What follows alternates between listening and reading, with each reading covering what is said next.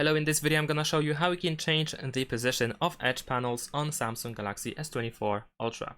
So by default you have the edge panel somewhere over here on the right side, and you can swipe from the edge to the left side in order to unfold the edge panels. However, you can also go to the settings, and if you scroll down to display and then scroll down one more time, you will find edge panels, and if you enter edge panels, then over here you can go to handle. And here first, what I want to show you is this circle icon over here with two arrows. You can press and hold it and then drag it to the top or to the bottom in order to reposition the edge panel, so you can actually have it at the bottom. I'm gonna actually show you closer, perhaps it will be visible. So now over here I have the edge panel and I can move it up a little bit if I want to. With that being said, we can also change the position. So if you tap on position, then you can also move it to the left side.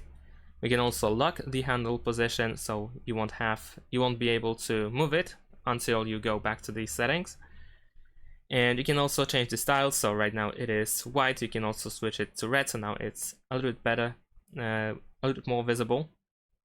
You can also change the transparency, so you can remove the opacity completely, and then it's just solid. It has solid color. And you can also change the size, so you can make it a little bit bigger if you want to, or smaller.